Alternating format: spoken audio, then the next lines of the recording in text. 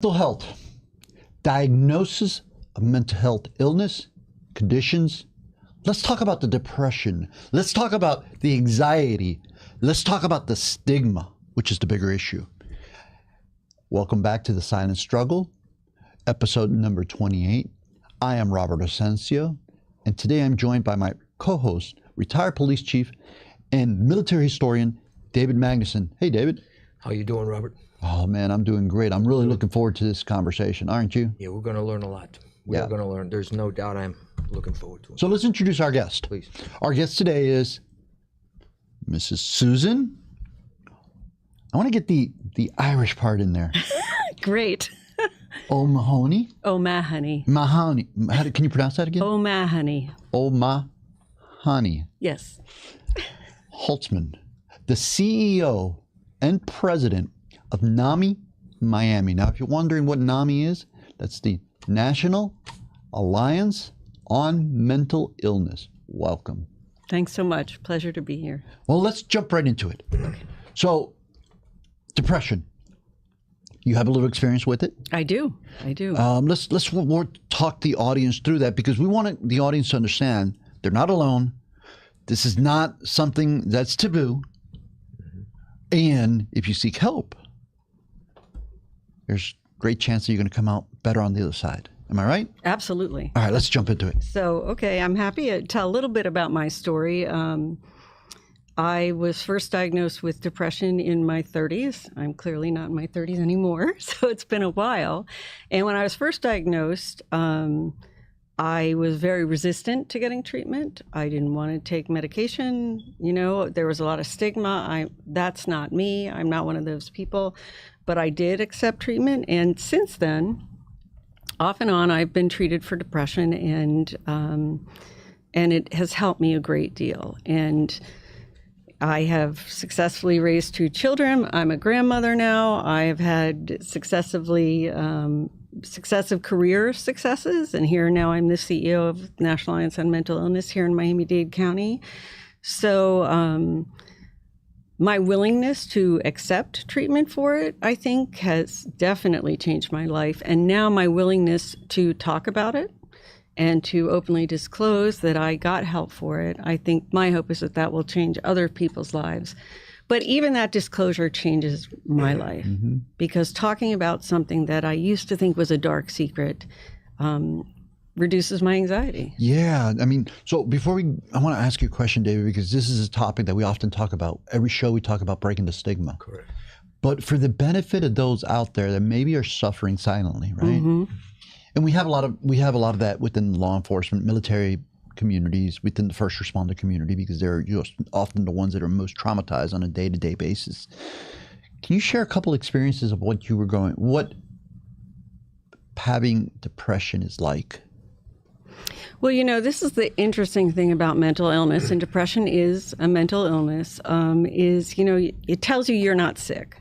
So, and it manifests differently in everyone. So for me, it was, I would feel very dark. I would have very dark thoughts. At one point, I felt very detached. I had a bad bout when my children were little, and I felt very detached. I felt like I couldn't get near them. Like it was an effort to touch them and give them affection. So it does manifest differently for other people, and it can obviously, we know, lead to suicidal thoughts and suicidal ideation. I think the thing is that, like I did, most people think, well, I'm not depressed, I'm just sad, and I'll get through it and it'll pass. So at NAMI, we do provide education around that. What is the difference between depression and sadness? You know, when is that point that you need to ask for help? And we provide that in-person educational programming. You can call our helpline and we'll talk to you about that. And also we do that online educational programming. So you can go to an online Zoom meeting, learn about, it's called Ending the Silence for Families, learn about it, and it's totally anonymous. So if you're curious, if you're depression curious, but you don't really, maybe you feel a little stigma, go to our website, namimiami.org, read about it, go to one of those online education classes, and then you can quietly learn. Or we have in-person classes if you want to go talk to other people. Yeah, yeah. David, we've had a number of guests on now. We've had a number of practitioners. We've had a number of victims, if you will, of the conditions. Reflect on your career and our careers. I mean, we've seen a lot of officers and first responders who fall into that category, right? Of feeling sad, but yet maybe depressed. Minimizing it. They minimize it. Right. And unfortunately, with the physical ailments, some minimize it. Most don't. There's something not right, they take care of it. With the mental health issues, and you sort of alluded to it a little while ago, it'll pass. They minimize it. Right. So the importance of knowing the difference between the issue and sadness goes a long way. But National Alliance on Mental Illness, the word that jumps out at me is the word alliance. As a military historian, I could tell you all sorts of things about alliances. Right. But the idea behind the alliance is reaching out to people that are going to be on the same side of you to fight that war. Right. And defeat that common enemy. You see, that goes a long way. Collaboration brings trust. Exactly. But you also talked about something, and I'll just touch upon it. I don't want to get too deep in the weeds with statistics, but on some of the statistics here, 12.3 million American adults seriously, not just touched upon it, seriously thought about suicide. 3.5 planned the suicide attempt, right? Right. That's 1 in 4. So when you get to a point where somebody's seriously thinking about it, one out of those 4 people are going to attempt it.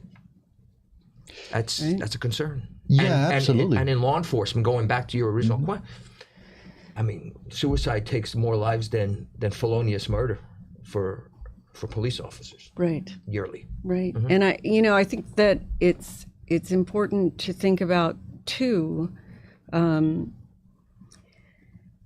When you talk, we're very peer driven. So we're people who have experience talking to people about their experience, which I know no matter what field you're in, but certainly in law enforcement and certainly in the military. We talked earlier, I'm from a military family. Talking to another military person makes you feel more comfortable. Talking to another person in law enforcement makes you feel more comfortable. So through NAMI, there are some veterans groups. We can form support groups that are specific to a certain type of individual, certain lived experience. So getting that comfort level from people who speak your language, I think, is very important. And I know there are resources for people in uniform in all the different areas. But reaching out to get that and to understand that, once you start talking to someone else who has your shared experience, being on the police force and having, say, depression or anxiety, and you're speaking the same language, it just makes it all feel better. Yeah. Right there. Yeah, family. Right. But sometimes that came at the expense of family. We've talked about that too, where we should have reached out more to family in the regimented lives of law enforcement military. Right. Where they sort of, the help might have been right there to talk, and they didn't take it. So the communication is incredibly important. It is. I think the biggest damage, and I've said it before, the biggest damage I caused my in my life was to my family, because I refused to talk to them, open up to them. Right. I refused to speak to them about and they could see the things that were happening, and they were suffering, and I didn't realize. I was so caught up in my own head of trying to protect them and being the macho that I closed up, and I paid a price. How do we break that? I mean, what is that realization point? Well, I think, my hope is through conversations like this, that people will maybe just take that step, just do a little research. What is the difference between sadness and depression? We also have a program called QPR, which is a suicide awareness and prevention program. And that helps you to recognize the signs within yourself and within other people that suicidal ideation may be happening. And it also gives you the tools of what to say. And spoiler alert here, the moral of that story at the end, the way that you're supposed to approach someone that you think might have suicidal ideation is to ask them, are you thinking about killing yourself? Which seems like the wrong thing to do, because you feel like, I don't want to put that idea in their head. But what you're asking is that idea in your head? And again, you know, once, if they say that out loud, yes, I'm thinking that, then they have to act. They have to act to get help, because the secret is immediacy. out. Yeah. And they have a friend that knows. And so, you know, it's that dropping that stigma, acknowledging, I can't get out of this dark place. I'm thinking about ending my life. If you acknowledge it, it loses its power. You know, like you said, you didn't talk about it. And so it was rolling around inside you and getting more and more powerful. But if you had let it out, and you finally did, right? Oh, yes. And then- And I felt so much better. Right. But we recently had Richard Mack, a retired lieutenant from NYPD. He went on a disability. He was at Ground Zero right after the World Trade Center bombing, the collapse of the World Trade Center. He was also tasked to be one of the management leaders in law enforcement at the search site, the where they would take the debris to. What was it? The pound, the Staten Island pound, landfill. And he walks through all these experiences he had of suffering silently, and then once he opens up, how there was a release. But what he said, coming back to your point about suicide, was, yes, if somebody's thinking of committing suicide, or you feel that a person is in that area or leading that way, you should ask, because they will tell you. And just because you're asking does not necessarily mean that they're going to commit suicide, right? Right. You're not putting that idea in their head. You are acknowledging an idea that they're afraid to acknowledge, that they don't want to acknowledge openly. So can we shift the conversation to, let's go back to, you know, the feelings that individuals are going through, something that we can impart on the audience for them to learn and say, hey, wait a minute. This is a normal thought process. Maybe all I need is a little bit of help, a little boost, you know, to better improve my quality of life, change these thoughts. And that's why NAMI's here. So can we talk about a little bit about that? What is this? Sure, I would love to talk about that. So NAMI provides education, support, and advocacy for people living with mental health conditions and their families. So on the education end, and this is if you're thinking, you know, I'm not sure, I don't feel right, I'm not sure what it is, and I don't know how to get help for that, you can call our helpline, and I think we're going to flash that number up, or go to namimiami.org, and there's information. You can call our helpline. We answer the phone. It's a helpline. It's not a hotline. So 9 to 5, Monday through Friday. But we'll talk to you as long as you need to talk, and we'll provide resources. This is how you get help. This is the help we can provide. The help that we provide is support groups. So we have support groups for people who live with mental health conditions. So they can, in a group, talk to each other, share their experiences, both their experiences when they're not well and their experiences when they are well. You know, this is what my life can be when I'm taking care of myself, when I'm taking my medication. And this is what happens when I don't take care of myself. And so, again, as we talked about earlier, talking to a peer, someone who has your lived experience, is greatly comforting. And then we have the support groups for family. I attended those because I also have family members that have mental health conditions, and I can talk to other parents, other siblings about how do I interact with this person? How this is hard, or, you know, maybe we can laugh about it, and where do you go and what doctor do you see? So building that network, and this is all among peers, because I know one thing that we see with certain professions is even if there is a employee assistance program, they may not want to reach out to that, right? It's a commonality we hear often. It is. Yeah. So, but at NAMI, you can go to our website, you can do some research. NAMI National has a program for veterans specifically. That's an online program to learn about mental illness in veterans. That might just give you the strength you need to go to the VA and get the help that they offer. So you can go to our website, you can call our hotline, you can attend one of, as I said earlier, our online programs. Just get a little education. Those are completely anonymous. completely anonymous. It's a roadmap that'll get you to the destination you need to get to. Exactly, exactly. Without feeling, and this is the thing, we were talking earlier too, before we started, about how we talk about stigma. How many people are affected by this? I mean, how many people listening to us, either themselves or someone they know, has a mental health condition? And I'm thinking if we could see them, everyone would be raising their hand because it's that common. Yeah. It is that common. So to think that it's a moral choice, it is not. It's an illness. To think that it's shameful, it is not. It happens to pretty much everyone. It affects look at everyone. the stats. I mean, the NIH, National Institute of Health, right? They come out with the stats, and the CDC as well. The NIH, this morning I was reviewing their website on mental health, Americans with mental health. And they estimate that 1 in 5 Americans are suffering with some type of mental illness condition. And I think that's low. I think it's more 1 than in 5. It's got to be more than 1 in 5 in today's society. Right. I mean, life's no joke. It's really hard. But Historically, the great people in history have suffered. The way they call it back in the 18th, melancholy, right? Right. Lincoln. I mean, it's nothing new. What may be new is, what has to be new now is to end that stigma. I'm sure we've come a long way from, let's say, 30 years ago, but there's more to go, for sure. Yeah. And getting that information out. And there's a commonality in my research.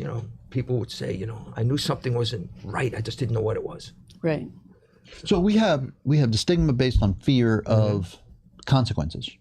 If I disclose, high liability job, I may lose my job, may lose my family, may lose something. Sure. But the other part of the stigma that we haven't focused on, which I'd like to speak with you on, Okay.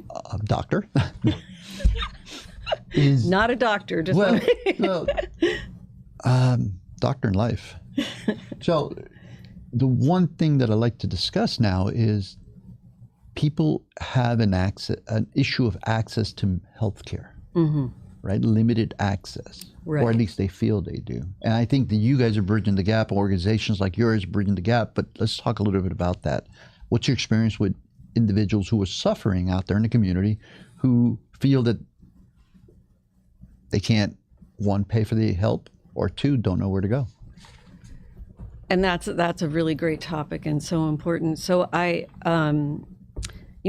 is a misperception out there that that mental health care is not covered by insurance. Now, most insurances do cover mental health care, to some degree. And you repeat that for everybody. Please do. Most health insurance does cover mental health care to some degree. It depends on the therapist, it depends on the insurance plan, how much they'll cover, but the coverage is there. And that actually became a requirement several years ago. So mental health coverage does exist. You have it. Most likely, if you look at your insurance plan, you're covered for mental health care. If you don't have insurance, or if you don't want to go through your insurance, you can cash pay. Some people, again, don't want to go through their insurance because then it's documented and they feel uncomfortable with that. And there's some professions that, that may be important. So you can self-pay. And there is a lot of free mental health care available. A lot. Anyone who cannot afford mental health care does have access to it. They can call us at NAMI and we can help them find those providers that will provide mental health care at no cost or at a very low cost. But we have plenty of public health care providers in Miami-Dade County. So there's really, cost is not a reason. And I think, it's an interesting thing too. If you had a broken leg, you wouldn't say, well, I'm not going to get that fixed. It's too expensive. I just won't walk for the rest of my life. Right. You wouldn't do that. Right. And so people think that it's like a luxury to pay anything for mental health care. And it is not, as we all know, it is not a luxury. No. We wouldn't be sitting here today. I wouldn't be sitting here today if I hadn't said, okay. I mean, at one point I had to fight for insurance coverage for some of the therapy I was having after going through a traumatic experience. And again, that was like 30 years ago. But where I worked, they were like, well, we don't think this qualifies. And that's how far we've come. Thank God. Thank God for people who fought for their rights. Right. What do you think? Well, you said something that we've used in just about every other episode. We sometimes use the broken arm, but the broken leg fits well too. The thing with the broken leg is that if you saw somebody with a broken leg, you treat them gingerly. Hey, can I help you? What do you? You can't see what you can't see. So those that are suffering silently, because you can't see what's within them, that's why it's so incumbent upon themselves, if they don't feel something's right, to know where to go. That roadmap, as I spoke of, to know where to go, to get more information so they can make the proper decisions and get the help they need. Right. That's the difference, I think, that we always come down to between the physical ailment and the mental ailment. Both serious. This is far more serious, what's going on inside you. Right. And again, as employers, so at NAMI, we actually pride ourselves in hiring people who have lived experience with mental health conditions. And so, but as employers, that there has been a shift, and we are working to continue that shift, in that if someone says to you, I have a broken leg, I have to take 2 weeks off, you say no problem. If someone says to you, I have a mental health condition, I need to take 2 weeks off, the answer should be no problem. That's what the answer should be. Yeah. And in some workplaces, that is the answer. But we're working very hard. We need some national legislation. I agree. Yeah, we should work on that. Yeah. We should work on that. So I want to make a point. Anyone that's experiencing suicide ideations or feeling that there's no other choice, there's another choice. As a matter of fact, it's proven that most who commit suicide and survive will not do it again. But if you are feeling like you need help, the national hotline is 988.